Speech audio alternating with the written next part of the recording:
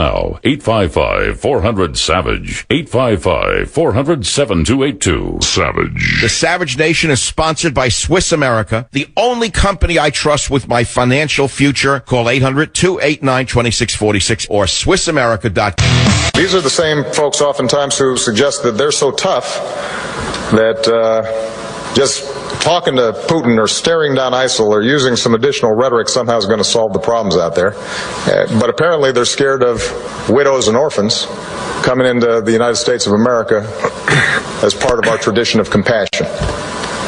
Now, first they were worried about the press being too tough on them during debates. Now they're... At a certain point, his lowness becomes so low that it's embarrassing even to be a Democrat. Isn't there no Democrat out there who sees the man for who he is now at a time of real pressure? Can you not see what this man actually is? Is this presidential? When the whole world is laughing at him, the whole world sees that we have a king who has no clothes, that every country is stepping up to fight back except us. And the man is an embarrassment, which is why Trump is the only chance we have. If Trump does not win, the country is over. If we get that corrupt lady from wherever she's really from, questionable where she's really from, I don't know where she's from, but if we get that corrupt lady in the White House, forget about it. You should pack your bags. Amelia on WABC, welcome to the Savage Nation. Yes, hi. I can't tell you how excited, how I've been praying that you would be able to speak to Donald Trump again, because I value your opinions and everything that you say, and obviously he does too, because he called and you spoke with him and you kind of mentored him, and I pray that he does win, because he's the only one that sticks up for the American people. Were you afraid that he wouldn't come on again after I criticized him for what he said about Carson? I think that was fantastic. And to show that he still took it so well. And Amelia, this is a news-making interview because there's not one other example in the American media today of a major league candidate who will go back on a radio show after the host criticized him on air. Do you know that? Know that. And you know what? It goes to show that he values your opinion just like everybody else. Yes, not only that, but he also has the guts to come back on the show, and he's not thin-skinned. It shows that he has real leadership qualities. Absolutely. It means he can take criticism. We learned that Donald Trump can take criticism. We learned that he's not vindictive. We also learned that he's willing to listen to a talk show host. We learned 3 things today. That's a major league thing in this campaign. Can you give me one example of a of a news show or talk show that if they criticized Hillary Clinton, she'd ever go on that show again? Can you name a situation like that? Can you name one liberal who'd ever criticize her on any point? Never, because she'd never go back on the show. Can you name one liberal news outlet that ever criticized Obama? Never. Never. Never. So Trump is a real American. Trump is willing to get down and argue with people, take criticism. He would be the greatest president this country has ever had. He would outdo Ronald Reagan, by the way. He speaks for all of us, and I'm so happy that he's in this race. I really am. I really pray that he wins and does us justice, because we need somebody. You're right, Amelia. Amelia, are you cooking for Thanksgiving, or are you going out? No, actually, I'm going to my daughter's. Where? What city? You're in New York. Where does she live? New Jersey. And what do you have like at Thanksgiving? How many people? We're going to have about 10 people. Wow, you're very lucky. My family is scattered all over the country. It's not like when my mother was alive. We'd have 20 people in a little house in Queens. And the minute you walked in, there was food falling off the tables. I mean, she knew how to put it, I envy you. I really do. Are all of them liberals that you're going to, Amelia? I'm sorry? How many of them are liberals amongst the people, the 10 are going to be there? I have to say, maybe 2. Maybe 2. And what, the women or men? Men or women? Are they like a Bernie Sanders type liberal or what? They're for Obama, and I cannot. Well, my God, they drive me crazy. I can't stand it when they even breathe his words. But yes, I would. If I give you a copy of Government Zero, which I'm going to do, would you show it to them? Absolutely. Oh, my God, I'm so honored. Thank you. No, but you got to understand, they're going to look at you like, what, are you kidding? To them, it's like Mein Kampf. If you showed them Government Zero, they'd see a swastika on the cover. That's how sick they are. Oh, no. You know what? I don't understand. I often say, I hate when he says, I'm speaking for the American people. Well, I'm an American, and I hate it because you're... Oh, you mean when Obama says it's not American values to not want refugees who amongst whom you'll know they'll be terrorists now or in the future? That's not an American value to want to live? Tell me what nation doesn't have a value of survival? You're right. All right, I'm sending you the book. Amelia, just bring it to the dinner. I can't wait for after Thanksgiving when all people call in and say, Mike, here's what happened when I showed the book. I want to hear the discussions. That's going to be fun.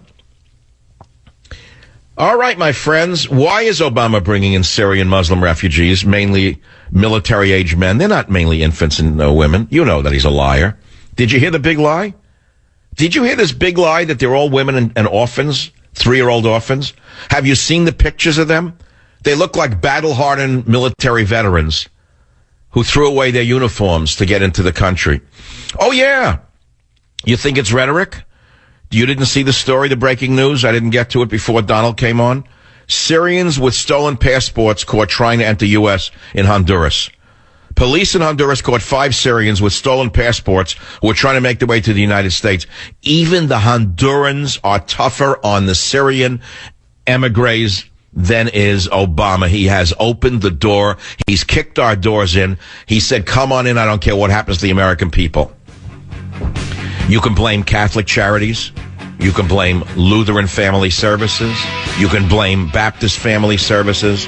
Because in my opinion, they're no better than the coyotes who were used to smuggle people through the American border. Can you tell me the difference between human smugglers and these front groups for religions who are making billions of dollars off these refugees, and they're wrapping it in the guise of humanitarianism? Tell me the difference if you can.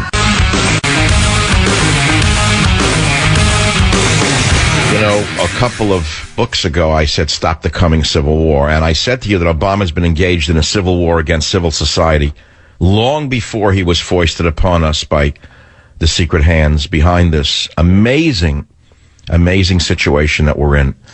And now the whole world finally recognizes the danger to their societies from Muslims. I mean, in plain English, I can't mince words anymore, because amongst the good ones, there's some bad ones.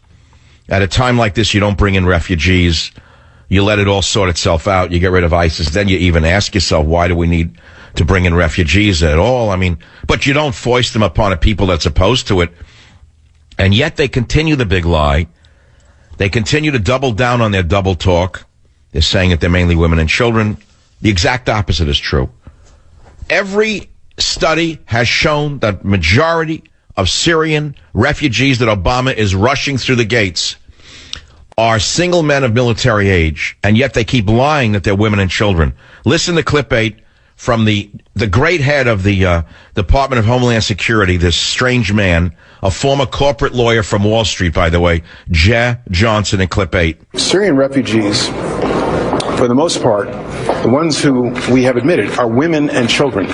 They are the principal victims of the violence that is occurring in that part of the world. I would hope that Jeh Johnson and every other official in this corrupt administration be required by an act of Congress to put up a personal surety bond, collateral, in other words, of a house, something in value of $1 million or more, that would go into a fund that will be used for the victims of terrorism, should such victims occur somewhere down the line from any of the, quote, innocent refugees that they're bringing in. I hear the applause. Savage, once again, you're ahead of the pack. Savage, you came up with a great idea. So if they're so convinced that they're all safe and wonderful and wholesome, clean as the driven snow, as it were, then I ask each of these wonderful government officials who are just certain, to 100th degree of certainty, 100% of certainty, that all of them are innocent, they will not harm us, that they put up collateral for a victims fund, a future victims fund. And should none of these refugees conduct an act of terror within, let's say, a time period of 10 years, they get their money back with interest. You see, the fund would earn interest. The collateral will earn interest. Then Jeh Johnson, the corporate attorney from Wall Street, who was so sure of these things, Even the president should put up some collateral. He's a rich man. He could write a book and get a $20 million advance. Put up the advance of a future book on this fund for innocent victims of these refugees should they occur. Is that irrational? Now, why am I so sure that we're going to have a terrorist attack from amongst the refugees? Why? Because the law of averages would tell us that it's going to happen.